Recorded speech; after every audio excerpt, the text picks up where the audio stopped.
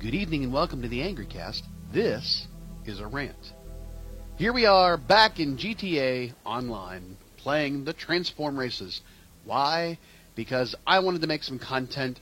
I knew that the new DLC that was coming out would offer double the points and double the money, so I figured why not? And why am I racing all by myself? Well, because I'm going to go the distance of 8 minutes for each race anyways, to get the maximum amount of cash payout, so why would I bother racing with other people and then DNF? That's all we're here to do. I don't really care because it's GTA Online. I'm not going to make any money off these videos, which I'll explain later. I don't really care because it's, this races are a month out now, so I don't care about the freshness of these videos. It's just simply for me to chance to vent, because that's what we do here at the Angry Cast. We vent, we rant, we get angry, and we smash. So why exactly am I doing this now? Well, a lot of things have been coming to a head here at the Angry Cast, and specifically because of YouTube and certain games. And I thought I needed to just get that frustration off my chest. So I thought I'd do it the best way I know how, on a video that's not going to make any money, to prove my point. We have been faced with this, what's called the adpocalypse, and you've heard me talking about it again. You're probably sick of hearing people talk about it, but it really is an important thing to us, small-time especially, content creators on YouTube. And what's going on, just to give you a real recap of what's going on. So, back, I don't know when, we had this whole first slew of people getting their videos demonetized because of, they didn't fall into what was considered a ad-friendly category, meaning, there's content about religion or sexuality or violence or politics, or there's bad language, stuff like that, that as advertisers were going, whoa, wait a second, we don't want to be associated with that type of content. So YouTube decided to, we're going to just turn off the monetization for videos that come up like that. And then that sort of faced a backlash, I think, because they were starting to see that you weren't getting any value of that. Now, the problem is you can't put an ad in front of a video not counted as being monetized just because of the content. You can't just put an ad in front of something and then not pay out. That wouldn't be right. So they decided to put in some kind of an algorithm, and I'm sort of paraphrasing or parafacting of what's going on here, but they added in a system by which they monitored what the content was and decided that, well, it doesn't fall into those standards, so we're going to say it's limited or no ad, so it's not ad friendly. We're not going to just not pay out. We're going to just say, yeah, okay, we've decided, we've figured out a way to, scan the videos and figure out what is good and what's not, and then act accordingly. Again, that's not a great system, because what was happening is that people that were doing regular, ordinary videos with no, salacious content were getting hit with these adpocalypse, limited or no ads. I myself was getting hit with ads. I mean, videos like we had played Little Big Planet 3. I mean, that's a kid-friendly game. Bailey and I were playing. I was playing with my daughter. We were enjoying it. There's nothing wrong with that type of content, and yet it was getting hit with these, you're not allowed to monetize this, and I couldn't understand why. But then other videos were. And then Fallout Shelter. It's basically cartoonish at best, and all I did was talk through most of it. And yet, every so many videos would get, boom, adpocalypse, no ads or limited ads. The reason why I kind of stopped playing GTA, one of the reasons I kind of stopped playing GTA Online for content, was because of the adpocalypse, because it was GTA. It was already flagged as going to be a problem.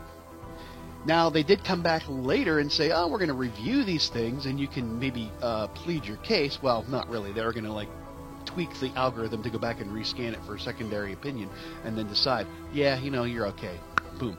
The problem with that is that for small-time creators like myself, you had a window of opportunity where it would be reviewed, like a 7-day review period with the guarantee that you had 1,000 views in those 7 days. That is also bad, and here's why. I don't know that this is an actual thing. I call it this because it feels like it's to me. There's something that we call a freshness date. I call a freshness date, in that when you upload a video, you have a certain amount of time where the video has the most views. Now, someone like me, I schedule videos out to be on a certain day. Monday's Prey, Tuesday's Skyrim, Wednesday's Fallout Shelter, Thursday's 7 Days to Die with Bailey, 7 Days to Die by myself is on Friday, and then we sprinkle some other stuff in, like Song of the Deep. I'm running right through right now. And when I get a batch of videos, like say for Game of Thrones or Back to the Future, or I do an entire episode, I would record it one time and then put the videos out later. So each, those types of things are like not exactly freshness on them. It's just me burning through content because I have it. So, but I wanted to keep to that schedule idea, and a lot of others. And just to use an example, Achievement Hunter, Rooster Teeth, Let's Play, that whole family of channels, they have specific content that comes out at a certain time. Mondays is GTA, Fridays is Minecraft. They have their podcasts that come out on a certain day. They have their live streams that come out on a certain day. And when you have a schedule like that, your audience, your subscribers know when to come watch the video. It's Friday, 12 o'clock. I want to get over to the Achievement Hunter to watch Minecraft. Boom, they're watching it, and then if you start the clock ticking. Now, I'm not saying that this is a bad thing or a good thing, but Rooster Teeth and Achievement Hunter and a lot of other channels don't really play to the kid crowd. But hey, it's not like they're killing babies on TV. It's just they have some adult themes, and that might not fit well into the ad-friendly realm of things. So they might get hit. Now, they do get probably more than 1,000 views in maybe an hour's time, so they can be quickly reviewed and then flagged. And I have seen within a day, watching a GTA video on their channel, that they have ads that enabled. So it's either the type of content, it's either the channel, or the amount of views they get, and they review it and they push it back out. I don't know. What I have found, though, is that us small-time creators, we put out those videos on a certain day, the amount of people that are going to come watch it in that time frame, and then they go away. So let's say you have a video that you put out on a Monday, and it gets usually maybe around 100,000 views in one day. That's in the realm of just boiling it down to money. That's, say, $100 of ad revenue that you would get, because it's 100,000 views, $1 per 1,000 views, $100. So there's $100. Now, okay, fine. The second day you get 20,000 views because people maybe were out of town, or it's the weekend, or whatever have you. So there's 20,000. There's another $20 that comes through. And then on Wednesday, now we're in the third day of that video being released, maybe 5,000 views come in. So that's $5. And then by Friday, you're maybe getting 100 to 200 views. And then beyond that, maybe not really that many views. So back to Monday again, you're getting maybe 10 to 20 views a day. So now you've got to go the stretch to 1,000 in order to get any money out of those views from that day forward. So what happens is when the apocalypse hits your video, you get no money on the first day where there's 100,000 views. So you don't get that $100. On the second day, nope, you don't get that 50,000 views or whatever, whatever I designated that. You don't get that money up until when you're only getting 10 to 20 views a day. So you've missed that freshness window of a week where that's where all of your money, that's where all of your subscription, people come in and watch and generate ad revenue for you. And then they're not getting paid out. Now, I don't know, and I haven't seen, and I can't attest to, but it would have been said somewhere that, oh yeah, everything that was in that review period will get retroactively paid out to you after they go through the review process. I don't know. But if I get 600 views in a video in the first week, and I never get another 400 to get to 1,000 to even go that route, I miss out on 600 views. And over time, when you put out more and more videos, if I put out 100 videos with 600 views each, that's 6,000. That gets me money over time. But if I have to go through each individual video's review process, I'll never make it. And that's why it sort of sucks, because we're putting out videos, and immediately after the video goes up, somehow they know it's bad and they flag it. I put out 2 videos. One was the GTA Parachute Dangerously video, and that was simply just for me to say, I'm putting out a video. It's not content that is relevant to really anybody. It was an experiment on my part, and I figured, why not? Go to the top of the Vinewood sign, jump off, and get an objective. Now, I had that all the time, that objective to have to do, and it's always a pain in the ass to try to figure it out. And I'm glad I found out how to do that, and I thought it'd be kind of cool to put out a video. But the underlying reason for doing that is that there is no violence really in that video. I'm not engaging anybody. I'm just explaining how to go here, do this, and be done. And it's a 3-minute video. But the moment I uploaded that video, it was tagged as non-ad friendly. It wasn't on a server with public people. There was no swearing. It was not like anything that would have caused it to say, hey, you can't monetize this video. But because it was GTA, it was automatically flagged. And then, of course, it then was set. I actually got an email that said, oh, your video is good to go. Well, by then, nobody's watching it. First of all, there wasn't content that anybody's going to watch really anyways, but I wanted to see. I wanted to test out the theory that it was because it was GTA, which I couldn't understand because a video like GTA and Rooster Teeth, where it's swearing and all kinds of other fun stuff that they're doing, ads galore on that thing. So you tell me what's going on there, YouTube. My personal theory, and this is my own theory, I'm not an expert, I am not trying to say that this is what's happening, is that YouTube knows that freshness window where the most views come in, and they say, hey, you know what, we're going to take a step back and review it, and, okay, go. Oh, you missed all the views? I'm sorry. Well, we would like to have paid you out, but, no. Boom. Here's the thing. From what I have read, YouTube has still yet to make really any profit in how many years it's been out there. So them holding back revenue ad dollars to their content creators is kind of a way to recoup their costs. It's sort of a sneaky little mathematician way of, getting out of paying somebody. I can't say that that's exactly what's happening, but that's exactly what's happening. I don't know the motive behind it as being, nefarious, but that is exactly what's happening, is people aren't getting paid in the time when their videos get the most views. And we rely on being topical and current with our videos to do so. So it kind of becomes a problem where you're not paying us what we deserve. And to anybody that says, who cares? It's just, you're playing a video game. Who cares? You have to understand something. Especially us small-time people that don't have a team of people to do all the work. And that's even worse for them because they have to pay all those people to do all that work. I don't get paid to do this. I do this because I think it's fun and I wanted to try and experiment and show people they could do this and sort of like, learn from my mistakes. Let me be the example of failure. But what took me maybe 2 hours to play,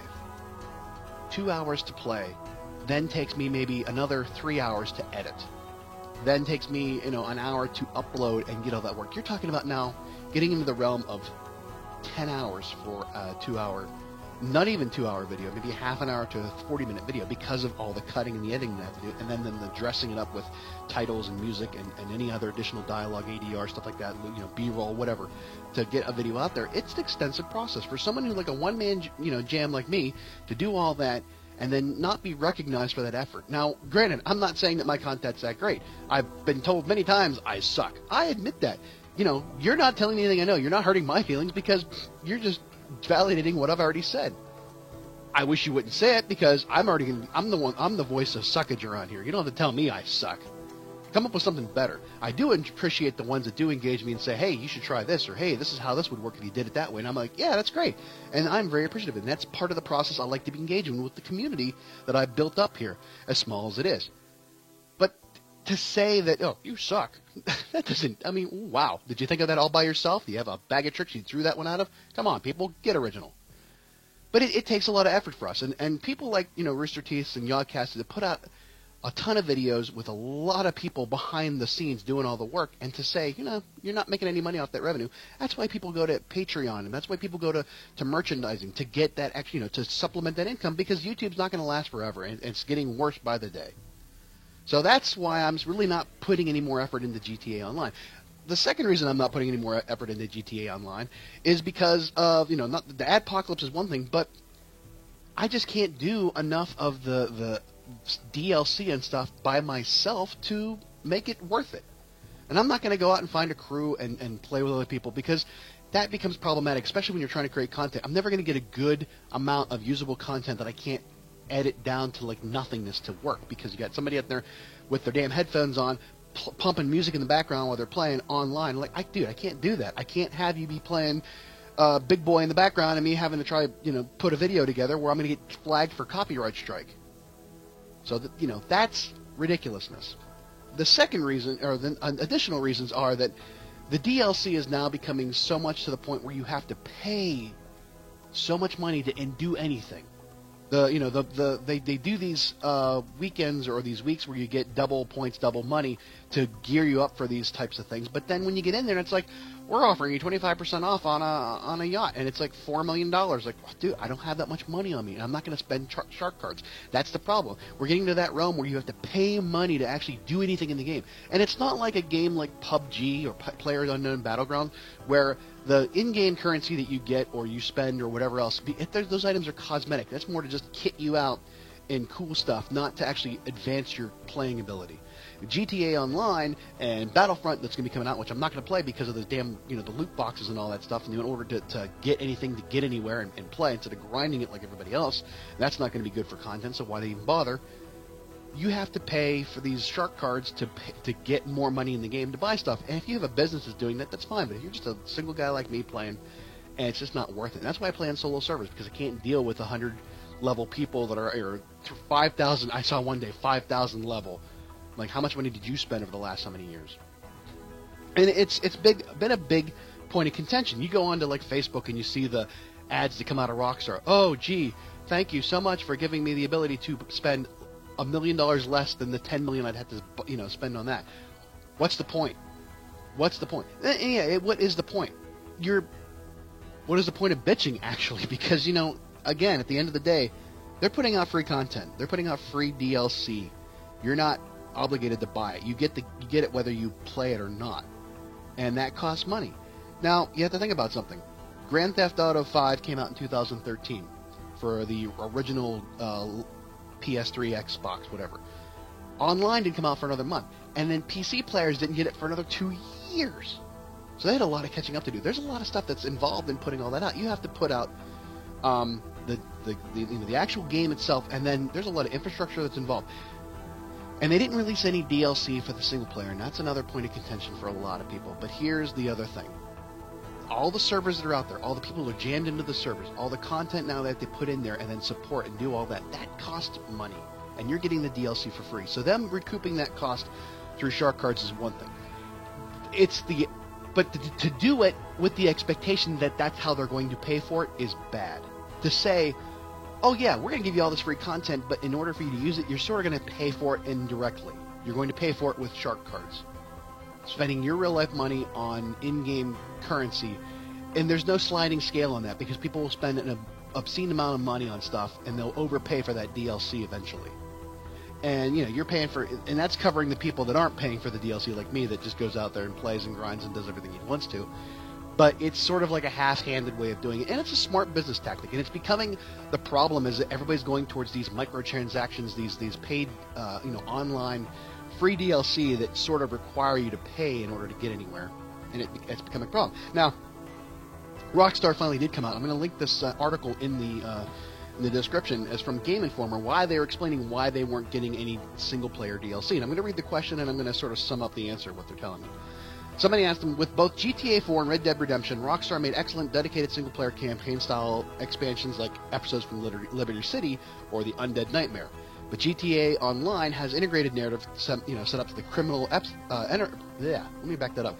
Has integrated narrative elements to setting up the criminal enterprises, but most of the tales generated from GTAO are more emergent in nature. Was it a tough call to move away from more scripted experiences, or do you view this as a natural evolution of open world design, giving players more agency over their play experience? And they said, no, it wasn't really a conscious decision, it just kind of happened. We wanted to do more single-player add-ons.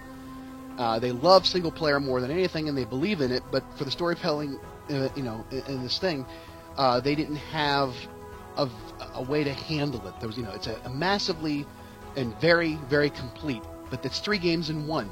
But the next-gen versions took a year or everyone's time to get right. Then the online component had a lot of potential, but to come to realizing that potential also sucked up a lot of resources. And then there were other games, in particular Red Dead 2. All of those factors meant it was not... it didn't allow them to put out single-player DLC. Basically what they're saying is because everything that it took to get to where they're at, they didn't go back and do DLC. Now, the one thing you have to understand about this, I can sort of play to that idea that's saying, yeah, they didn't have a lot of infrastructure and resource time, because they're really supporting the online world. It took off. It became this whole monster of itself. And they were also developing new games as well. I mean, L.A. Noire is coming out and Red Dead 2. But the single-player DLC... you don't.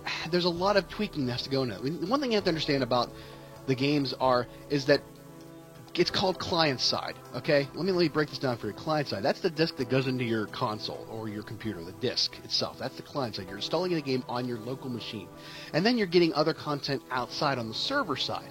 When you go to play online, you're going onto a server. So all the content that's additional to that exists over there. Now the DLC. I don't know if they built in any of the stuff into the online mode on the disc, other than the map and some of the skins, but everything else is done outside the game. That's why I had to be connected to the internet to do it.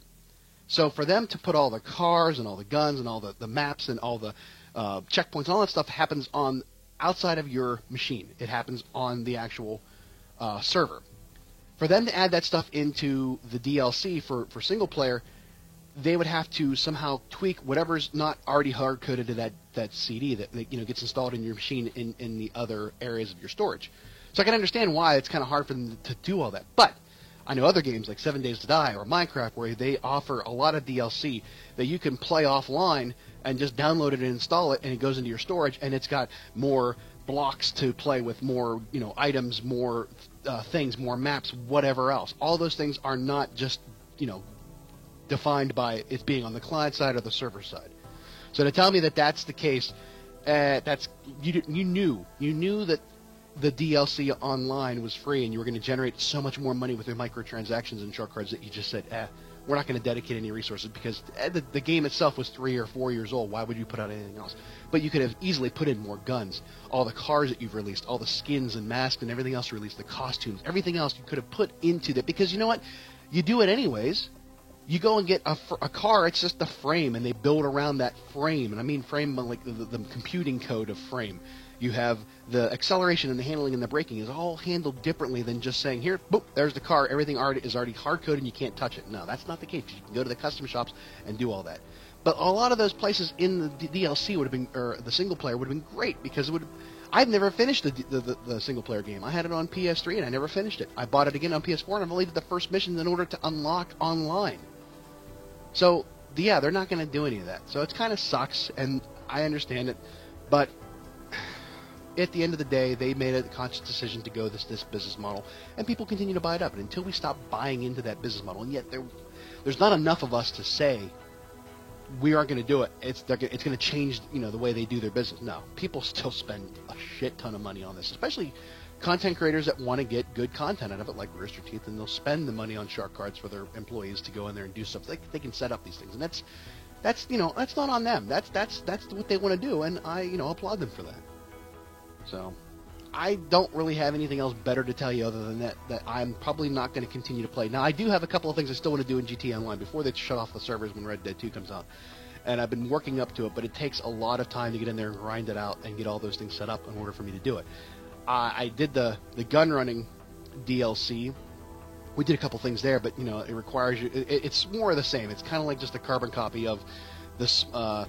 The bikers and the CEO stuff, because you're going to go out and just do missions to get supplies to do something, and then you're going to do a mission to deliver everything. So it's nothing new, but it'd be kind of interesting to see, for me, again, especially to say, I can do this single player without screwing it up and make the money. You can too. But like I said, nobody cares anymore, and I'm going to miss that freshness window, and I'm going to get hit because it's GTA. So me doing the content is kind of not worth my time when I can spend it on things like Fallout Shelter or Skyrim or Prey, or only things that I enjoy playing that I can actually do something with. So that's why I'm sort of moved away from GTA Online. Now, when Red Dead 2 comes out, I'm more than likely going to do it. Will I do single player? I don't know. If I can get it out, if they wait another month or two before they do an online iteration, which I don't understand how that's going to work. Like, take your horse to a shop and then put extra hooves on it. Who knows? But I will try to get through the single player. Maybe Bailey will ride shotgun with me, and we'll play the single player version of it. I don't know. I don't know how that's going to work. I don't know what I'm going to be doing then, because things could change before I get to that point. But it's not like that's the end of the world. The only thing is that I've gone to playing on PS4 more than I have with PC, and the simple reason for that is that my PC is now 5 years old almost. Doesn't have the power to do the new stuff that I'd really love to do with it. I don't have any money to buy anything because I've not got enough footprint online in the internet to justify making those kinds of expenses. Which is the last thing I want to talk to you about. Now, I know we talked about, the Adpocalypse also had people who put Patreon stuff at the end of their videos because we've got those end cards now. I don't expect anybody, and I've said this before, I don't expect anybody to actually pay real life money for me to do this. Because I'm all about saying, hey, don't spend real money on in-game stuff, so why would I do that? But if you feel that I am doing a good job, and you want to just say, hey, here's a tip, I'm not going to say, thanks for the tip, you don't get anything back. I'm going to give you something back for that. Go to the Patreon if you want. There's a way to set up so you can just do a one-time donation. Like, ask me about PayPal. I'll give you the PayPal. You can send me something there. I'll still send the rewards. Stickers of the AngryCast logo, shout-outs in games, named dwellers in games, shirts, stuff like that. You're not going to get nothing for something. You're going to get something for something. So, please, support us small-time gamers if you can. Or just, hey, drive people to the channel. I got like 20-some subscribers left before I reach 500 by the end of the year, and I'm waiting to get there. I want to get there. It's the one thing I set that goal out, and I thought was a really lofty goal for me, and I really want to make it happen. So I really want to see me hit 500 subscribers by the end of the year, and you can help make that happen. It's happening every day. It's like 473. Now I think I need 27 more. So that's all I have for you tonight. I want to thank you again. Please go check out the Patreon if you want to. Like and subscribe. Leave me some comments. Go watch other videos. Enjoy. Have a great holiday as we head into the end of 2017. We've survived. Yay! And have a good night. Bye-bye.